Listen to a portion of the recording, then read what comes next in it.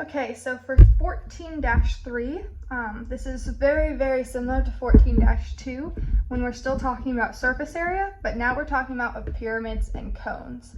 And if you remember from 14-1, the main difference between prisms and pyramids is that prisms have rectangular faces, while pyramids have triangular faces, okay? So we're just focused on these two formulas. Like I said, once again, all of these formulas are on the reference sheet. I always suggest you find a way to keep this handy, print it if you're able to. So for pyramid surface area, this works on all pyramids. It does not matter what shape the base is, okay? And so to find surface area, we do 1/2 the perimeter of the base. Now remember, that's not just one side of the base, okay? So if it's a square, you do whatever one side is times 4. If it's a hexagon, you do whatever one side is times 6, okay? So the perimeter of the base times the slant height, okay? Now I want you guys to understand something very important. Slant height is not the same as height, okay? We do not use height for pyramids. We use slant height. So they show it a little bit better on the reference sheet than I can draw. So height is from the top of the pyramid straight down perpendicular to the middle of the base, okay?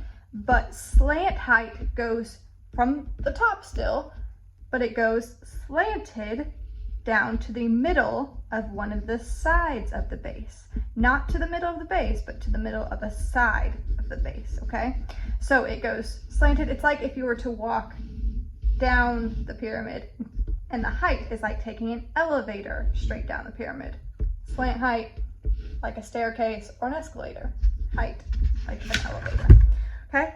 So that is slant height, and that right there gives us our lateral area. If you remember from 14-2, lateral area is the area of all the faces of the shape. So then of course we have to add the area of the base. Once again, this is capital B, okay? Big B for area of the base. That means it's not just one of these sides, so do not confuse that. We have to actually find the area. Now if it's a square, so if it's a square pyramid, we can just do one side squared, right, to get a square. If it's a triangle, we could do 1/2 one side times the other side if it's a right triangle, okay? Or if it's a hexagon, we could use what we learned in 13-3 about area of regular polygons.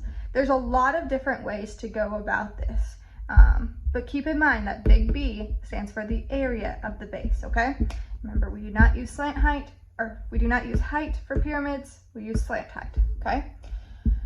Then we're going to talk about cones. So once again, just like how prisms and cylinders were very similar, pyramids and cones are also as well. These are the exact same formulas, just specialized for a circle.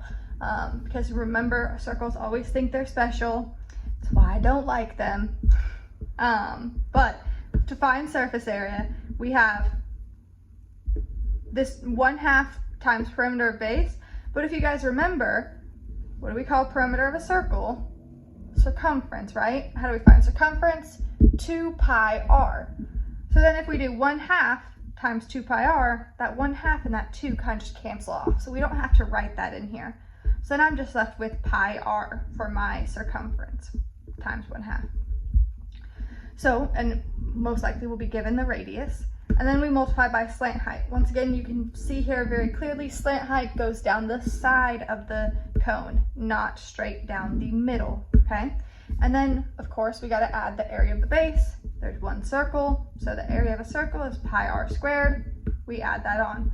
Once again, if it's asking you to leave it in terms of pi, you take whatever these numbers are, add them to whatever this number is, and put pi on there, okay? You don't have to multiply by pi unless it specifically says rounded. Please make sure you keep that in mind, okay?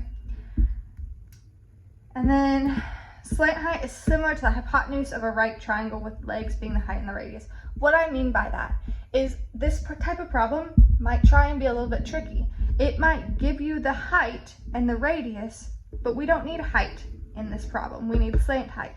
But if you look very closely right here, this is a right triangle, and same thing in the pyramid, it's just harder to see, okay? that's still a right triangle. So if I have two sides of my right triangle, I can find the third using the Pythagorean theorem, okay? So don't be afraid to use things that you've learned in other units for this unit, okay? This is one of the last units, just like chapter 13. It's a culmination of everything we've learned. So use Pythagorean theorem there. And the example problems also tell us to do that as well, okay? So like always, Pearson Online has step-by-step explanations, but you can see we would use the formula for the pyramids for the pyramid, okay? Just keep in mind, figure out what shape your base is, okay?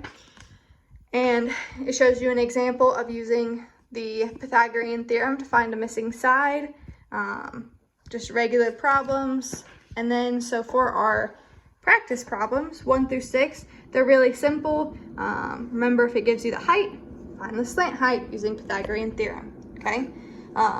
So we can do that on these. And then these ones give you the slant height. Just be careful.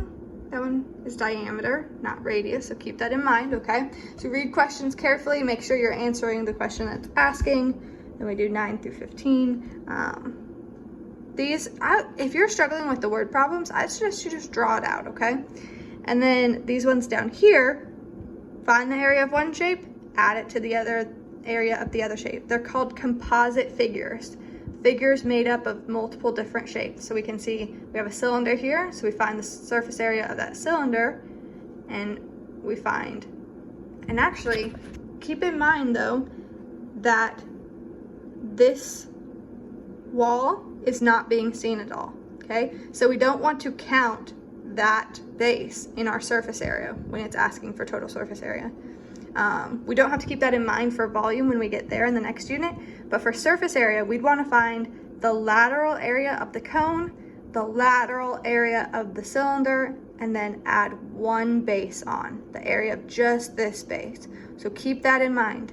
Also, this 5 also drops down here, so keep that in mind. Numbers can drop down when it's all in the same shape, okay?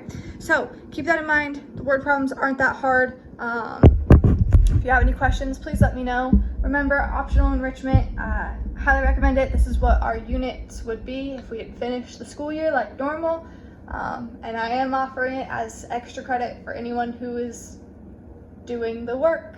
Thank y'all.